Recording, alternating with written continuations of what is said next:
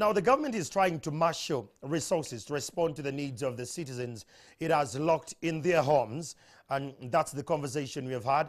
But today I'm joined by the Nakawa Western Member of Parliament, Honorable Joel Senyonyi, who is also the chairperson of the COSASI, that is the Committee on Commissions and Statutory Authorities, to try to make sense of this. Good morning, Honorable. Good morning, Andrew. That sounds strange. You've always called me Joel. Now you're Honorable. Honorable, yes. You're going to make me feel weird. Anyhow, I'm glad to be here. That's a conversation we should be having. You're looking good. Thank you. COVID has not You're done also you not bad. looking very bad. Ah. You call yourself Mutua Wansi, We are but struggling. you're not like us of the ghetto. Joel, you've heard the Prime Minister say here. What do you make of her submission this early morning? I sympathize with the Prime Minister. Why do you sympathize with him? She's taken office at a very difficult time. You know, when you plunge into office like she did, given the situation that's happening, it can make you or break you. You can either shine if you do things right, because it's a crisis. Yes, if you manage a crisis right, you shine. If you manage it poorly, it breaks you entirely. And in all honesty, I think she's still struggling on a couple of things. I am not too sure she has put together a very robust team. There's so many questions that are yet unanswered, like? you know. But let me begin by, there's something that she said, and I want to quote it verbatim. She said two things that I quoted. One, she said people can survive with or without this contribution. Oh, yes.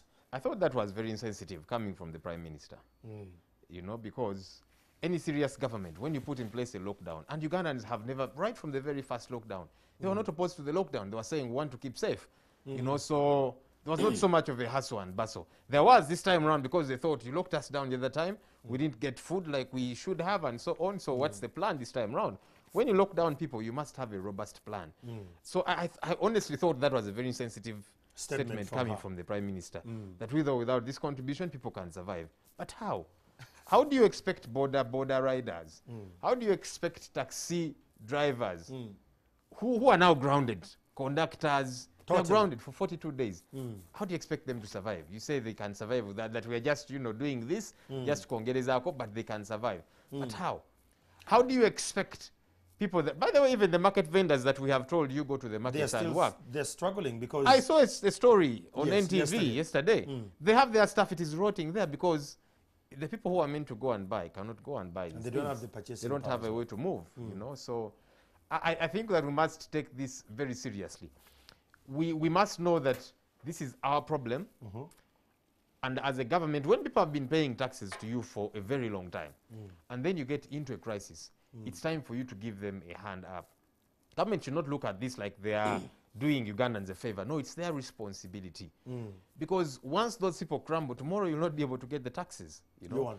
Now, getting back to this food relief. One, I would like to know if NUP was in power and you are in charge, hypothetically you're the Prime Minister in this regard, how best would you navigate such a situation?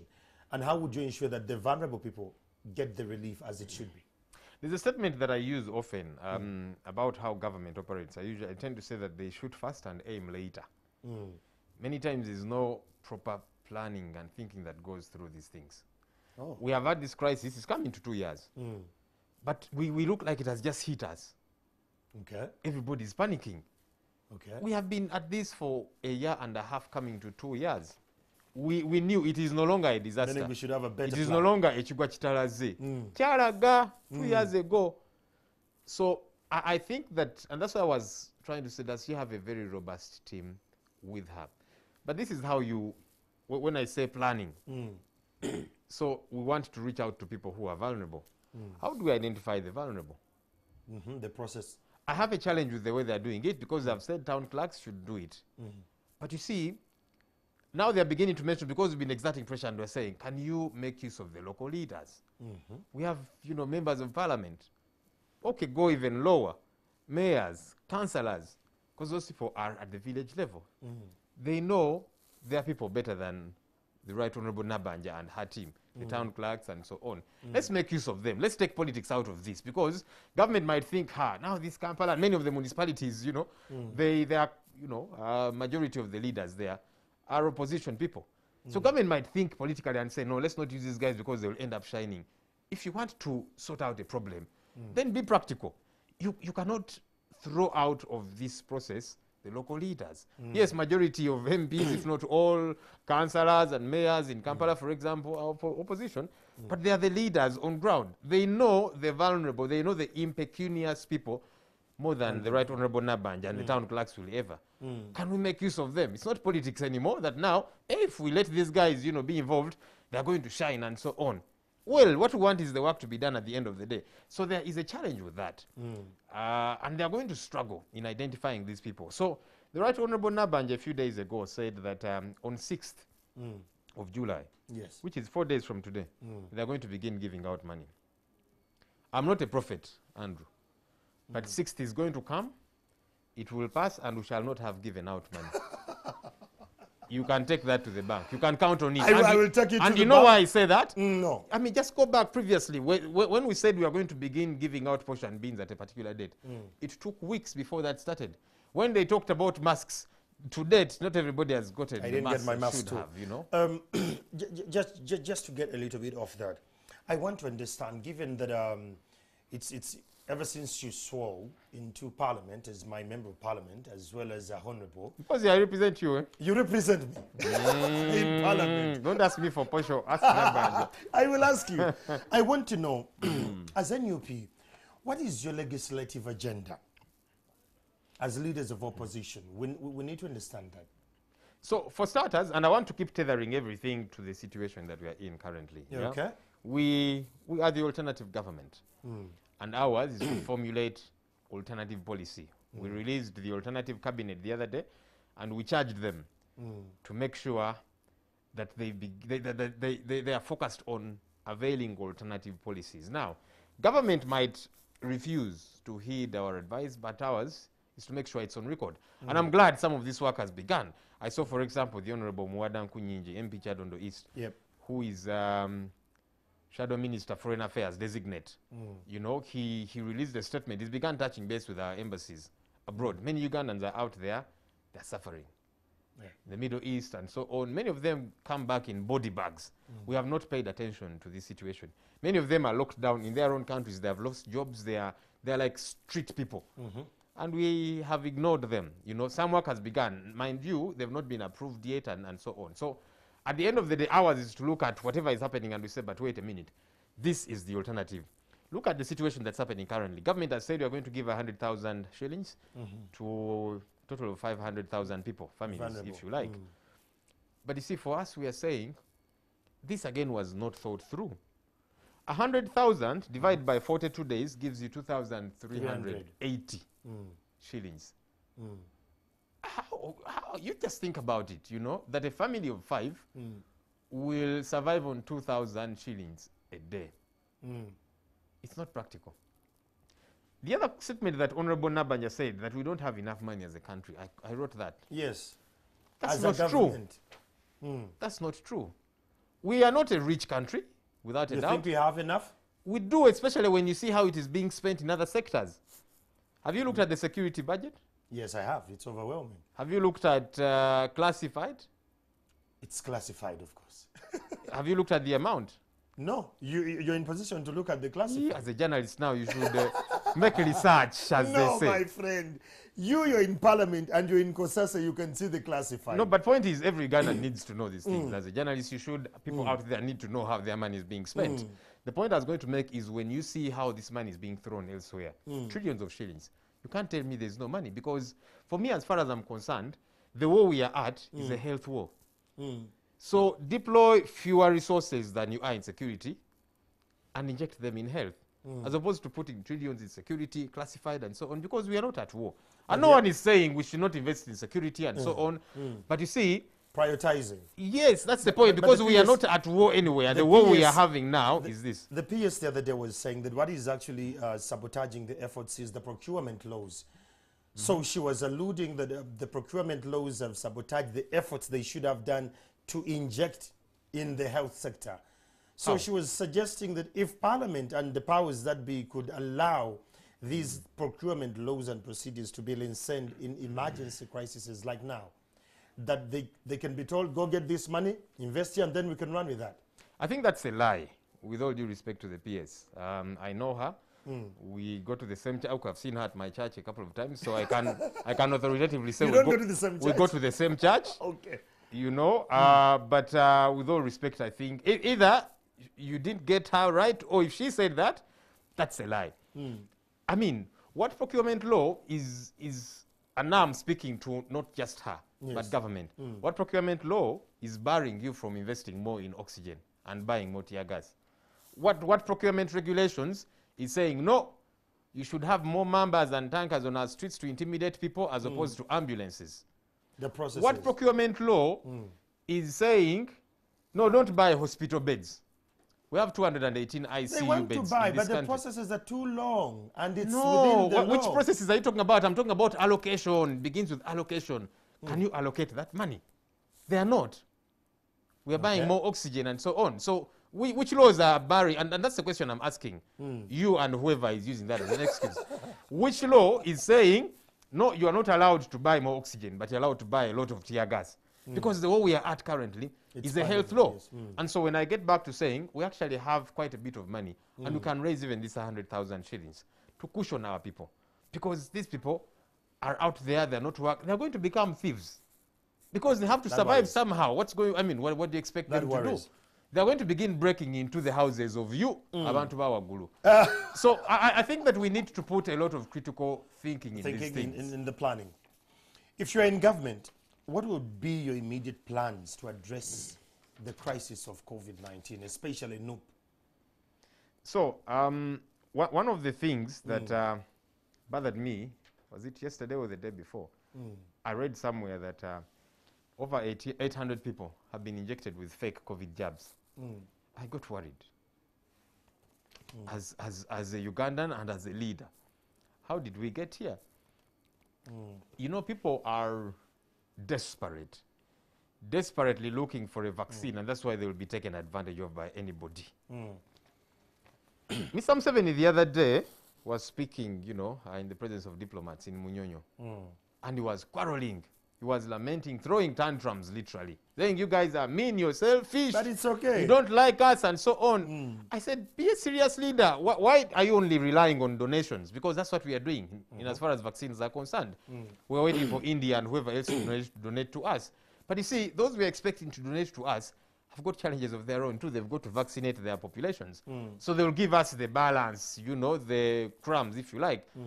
Let's set aside a budget to buy our own vaccines. Why are we relying on donations?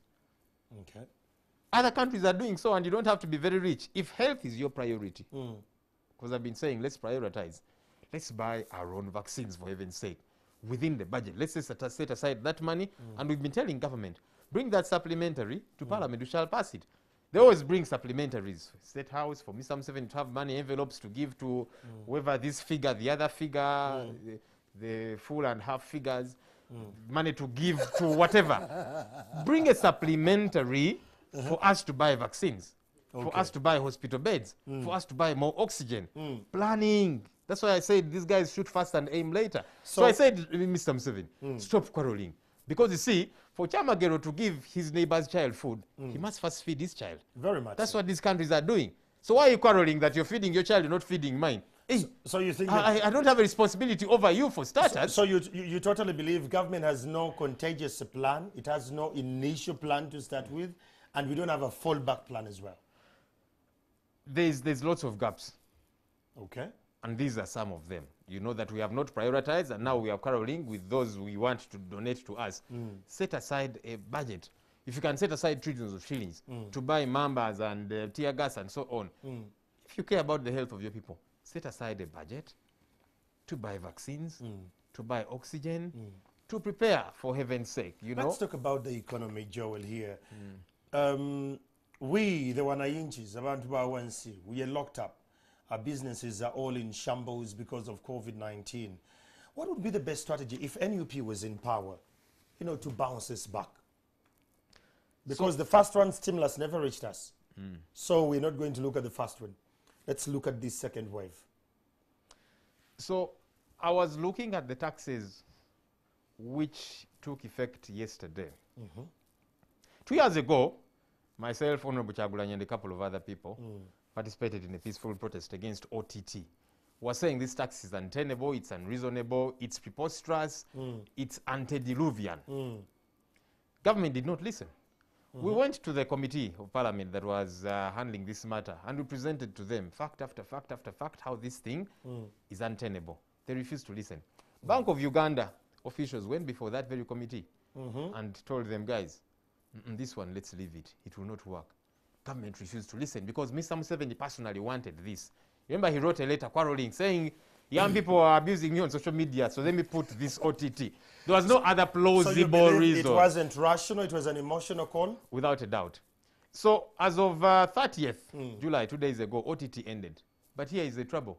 Since yesterday, there's a 12% tax on internet data. Now, we are in a lockdown. We are telling students, stay at home, study online. Your teachers should be wherever they are via Zoom. We are telling business people, operate online. If you are having your shop somewhere in Chikubo, in wherever, in a mall somewhere, now go online. Advertise your stuff there. Let people call you, and then you send a border to deliver online. We are telling, other entities, please, let's listen, physical meetings, have physical meetings on Zoom and so on. Everything should go online. And then you introduce a tax of 12%. I have been saying we need to begin practicing politics of common sense. This does not show common sense. That you're telling people everything now should go online, and then you impose a tax of 12%.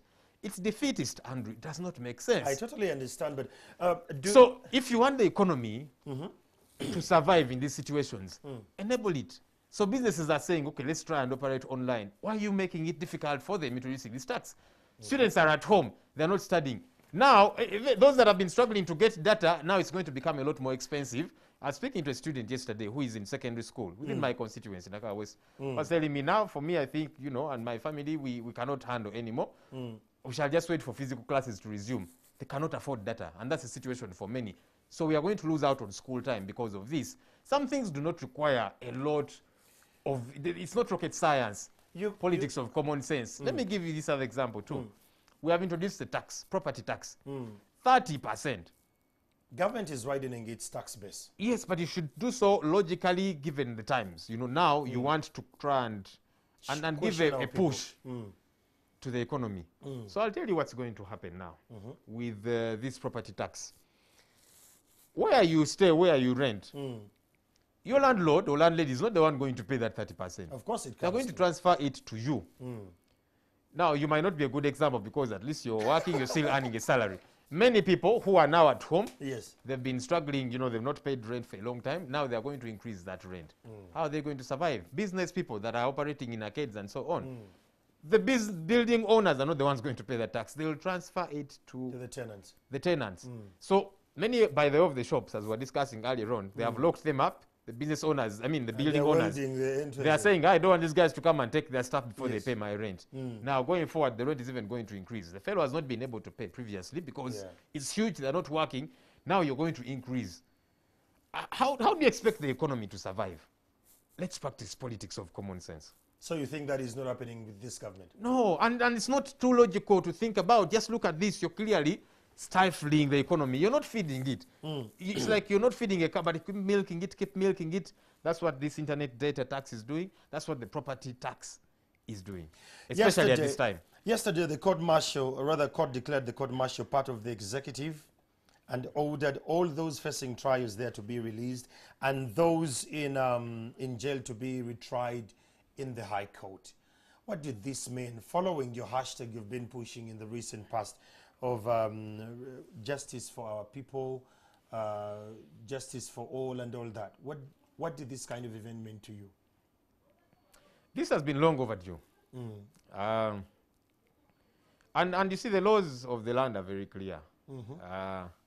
So I recently became a lawyer. So I know some little law, some small law. You will take me through. With time, I'll learn a lot more like my seniors, But you see, you don't even need to be a lawyer to know that this was wrong. Because the law clearly stipulates court martials were put in place for serving men and women. In soldiers. But now they've kept taking ordinary civilians there. And you see, the challenge about the court martial, it does not operate like civil courts. For it is ordani moja. You know that people will be held without bail for a very long time, and it is okay. Civil courts operate differently, yeah? And so we are glad that the Constitutional Court has interpreted the law. It has not introduced new legislation. Yes. It is saying you guys have been misinterpreting the law. This is what the law says. Civilians should be tried in civil courts. But do you think serving men and women are the ones that can go the other side? So we are hoping, by the way, our biggest concern is whether this will be respected. That's the thing. That people will be released, you know. There's many of our colleagues Do you still have that are in doubts jail. that won't happen?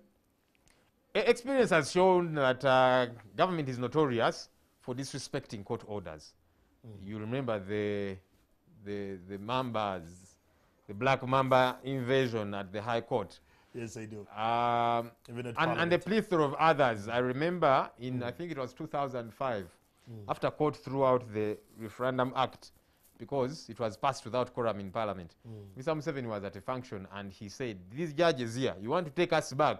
You know, your duty is to deal with chicken thieves, not serious matters of the country. I said, hey, but you said you don't return the rule of law to the country. So it's very concerning, extremely concerning. We hope that it will be respected. Yes. That's the right thing to do. And we are not saying we're above the law. But if you think Senyonyi has committed an offense, take him to court as it should be. Not taking him to a torture chamber, then court-martial, and General Guti does whatever he wants, says, go to Chitalia and stay there till God knows when. You know, it depends on, if he wakes up happy, he can say, okay, release you. If not, no. Let's operate within the rule of law. So we are hoping that this will be respected. That this works. Yesterday, you delivered a paper to the Speaker of Parliament, the opposition, and your party is leading the opposition, that Parliament should come back from recess. Why is it so pertinent when we're dealing with a pandemic? Actually, it's because we're dealing with a pandemic that Parliament must work. You know, you've had me say, we want government to bring supplementary. The other time we had to a couple of 100+ MPs positive with COVID-19. Can they work from home? And that's the point. So you see, when they said they're going to close the Parliament building for fumigation and so on, we said that's a good thing. But Parliament is not that building. Parliament work should continue. We have met several times, for example, at Kololo, and transacted. Our rules of procedure now allow for online engagement, Zoom and so on. So we wrote to the Speaker saying, please, you can close the building for fumigation, but don't close Parliament. Don't close the business. Business should keep happening because we must be able to push on people. It's Parliament that approves these things. And so we have been telling the executive, bring a supplementary for us to pass, and we buy vaccines, we buy oxygen and so on. That can't happen once Parliament is closed. We can operate on Zoom and whatever. So ours was not, we are not dying to sit in that building, you know. We're saying we can operate from anywhere, but let Parliament work continue to happen. We must play an oversight role. Monies are going to be released. Do you remember that last year these people stole posho and beans? If they could steal posho and beans, how about money sent in Kalu? It's more worrisome. So we must be able to play our oversight role as Parliament. And so that's the point that we are making. And the Deputy Speaker came out and actually clarified after we wrote to her. And he said, yes, let's close the building, but let's find ways of how Parliament can work. You know, for example, we've been saying, can we enable committees to begin work? We are yet to be approved, by the way, as committee chairpersons. Of course. Members are yet to be designated to committees and approved. We want that work to Parliament must happen.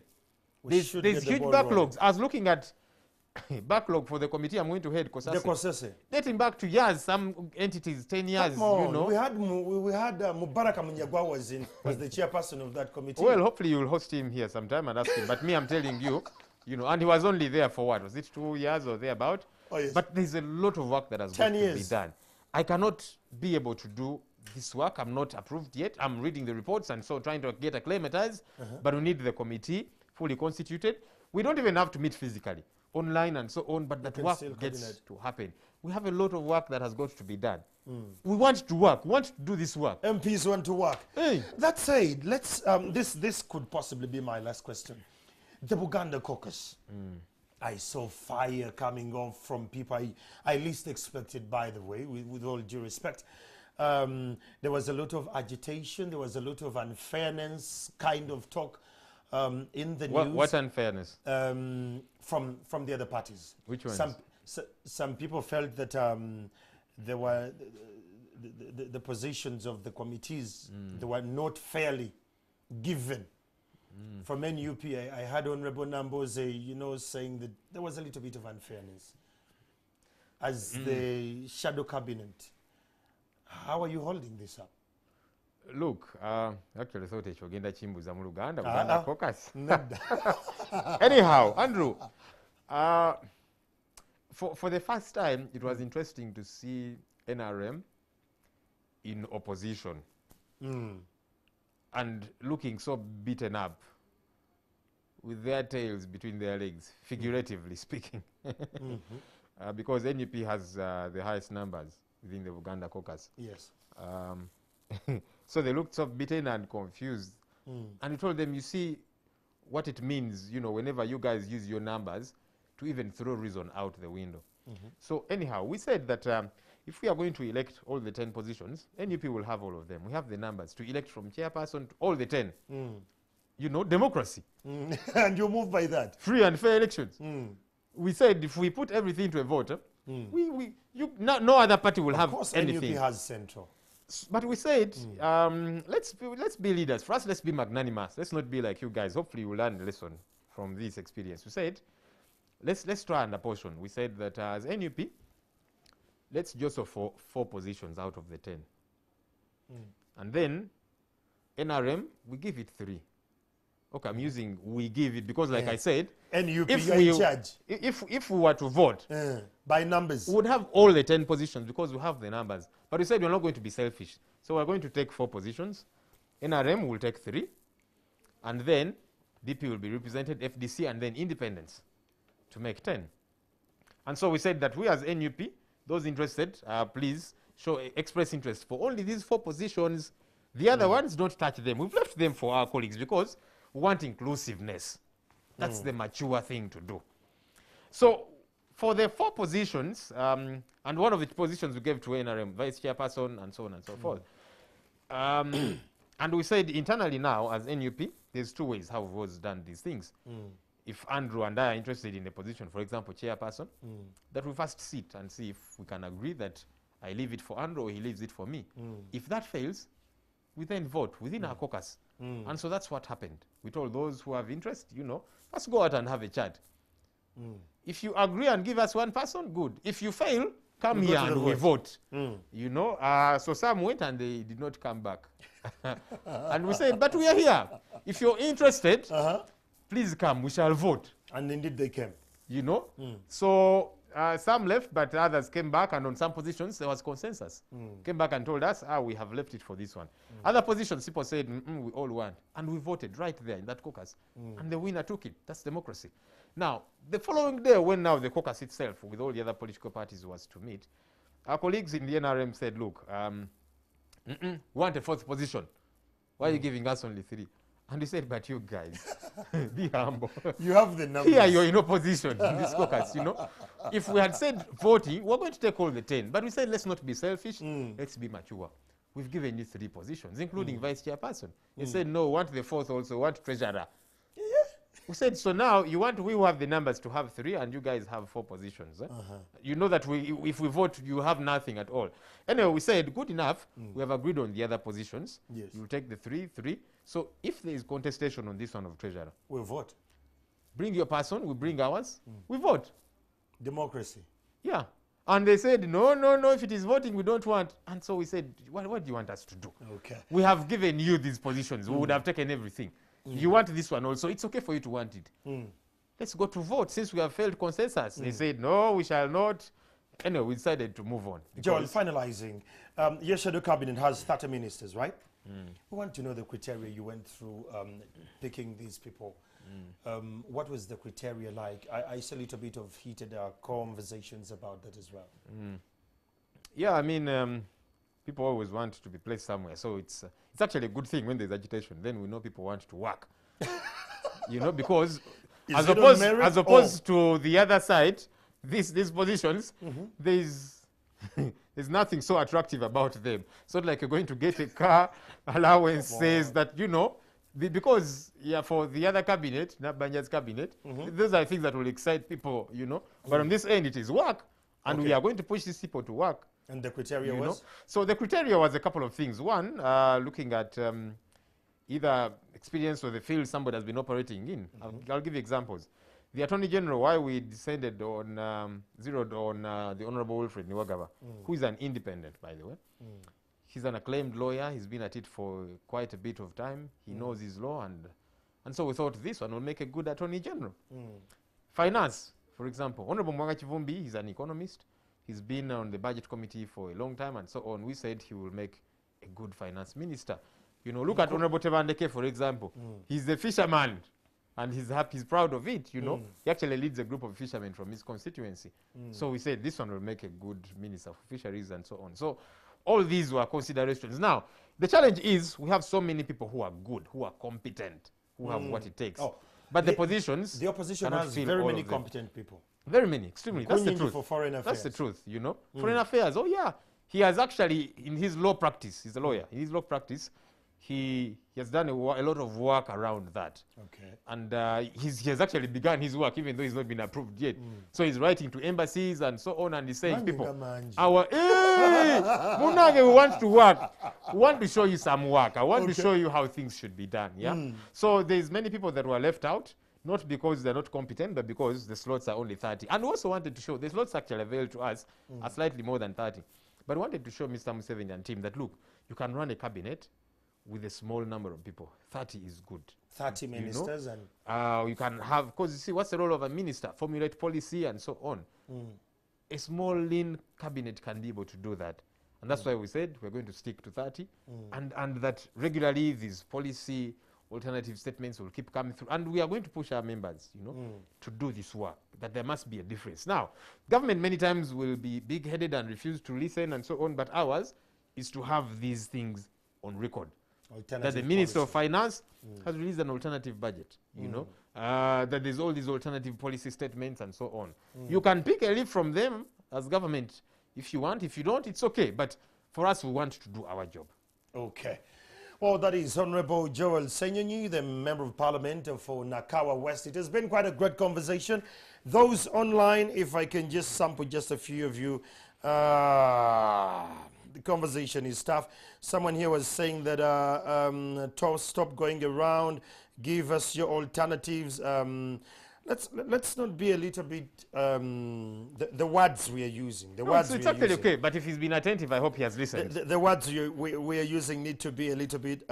Then Kamoga says Joel is right. We need alternatives that are actually feasible and they are working for us. Another person here says. Okay, the internet is quite slow. Bashir Nduga says security is key, but I also concur with you that there is an imbalance in resource allocation. John Jerry Abu says that he's right, because our government spend more money in buying tear gas to fight and all that. For them, they think security protects. Then this one says, tuna gule mundu, tuna lya mundu. Okay, well, that goes to the powers that be.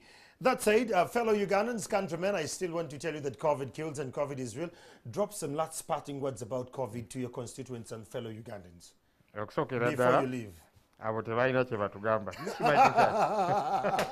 The cameraman refused to show my t-shirt bulungi. He's only showing the yellow part. It's the whole Uganda flag, but there's some interesting words here. This is a song that was done by Nubian Lee. He was saying, look, these guys, they're stealing our taxpayer money. That was especially campaign time, you know. Yes. But here they are telling us, securing our future and all these different things. No. You guys are corrupt. You have run down our country. You're brutalizing us. Government needs to be careful around this time because Ugandans are beginning to say Temuina Chemotugambin as far as COVID relief is concerned and all these different things. But, but do the right things. Well, that's the point. But when it gets to the guidelines, we need all to abide by that. And all of it is collective. All of it is collective. I have 1 minute. This is my show. Your last words about COVID and then we sign out. Which is the camera? That's your camera. This one? Yes. Without a doubt, let's be careful. Let's do the best that we can. But I'd also like to appeal to people out there. Reach out to a neighbor, reach out to somebody in need and help them, you know. if we wait for government, this government is not very responsive. Like I told you, they said they're going to begin releasing money on 6th. 6th is going to come and pass, and that money will not have come. So there's something that I'm doing in our constituency with friends and so on. Yeah. We realize that there's people, HIV patients, Oh, yeah. and other people, cancer and so on, who are unable to pick their medicine currently. Yeah. We said, you know what? Can use border to deliver this medicine to these people Around freely. this. And it's been happening. Then yesterday, I realized now there's something else. They are getting their medicine because we are delivering it to them. But then they are hungry and you must eat food to be able to take this medicine. And so we are saying, Kale, maybe let's put in something to help them and so on. And I'm doing it in my very small capacity. Budget, yes. And so the point I'm saying is, reach out to your neighbor, help them. If you have something extra, if they need help to go to hospital, whatever the case might be, some feeding, because this government, Well, those are his words. That is, of course, they are my words. Nakawa Western Member of Parliament, Honorable Joel Senyonyi, who happens to be my MP as well. And that brings us to the end of the conversation. And shortly after me, Farida Nakazwe is coming up with Amwasuze Mutebeda. I remind you to wear your mask, sanitize whenever you can, and wash your hands with clean running water and soap. Not only that, avoid crowds. Fellow countrymen, avoid crowds. Amandru Chamagero Muntu Awensi, good morning.